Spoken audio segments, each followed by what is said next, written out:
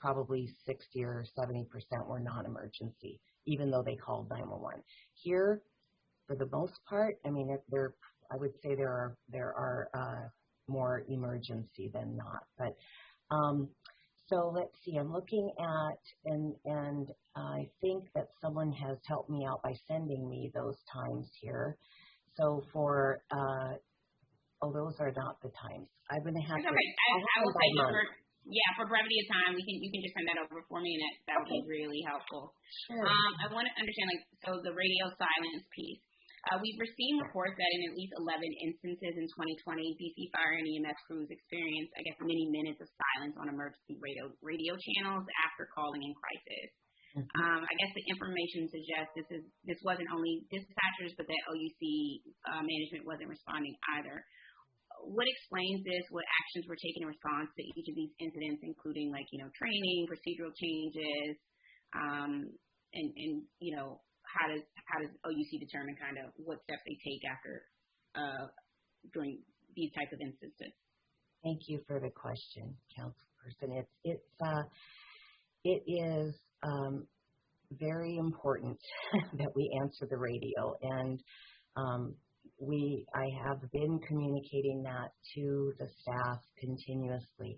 I believe we have been able to determine a couple of the reasons that caused that. One of them was using a portable radio to listen instead of being plugged in. So we've taken care of that problem. Another problem was that we had staff that preferred to use the speaker versus the headset, which is not allowed. So we fixed that issue.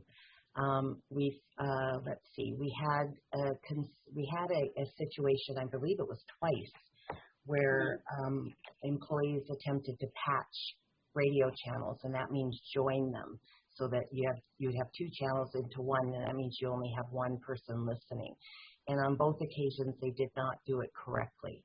And so we've done some work with teaching them how to patch should the need arise, but we've also come out with the policy that they will not patch unless it is because they have to.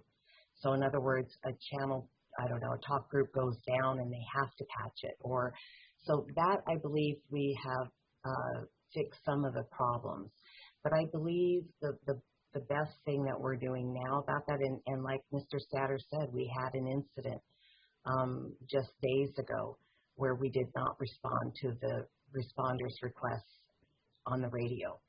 And for me, and as I have communicated that to staff, that is a deal breaker for me.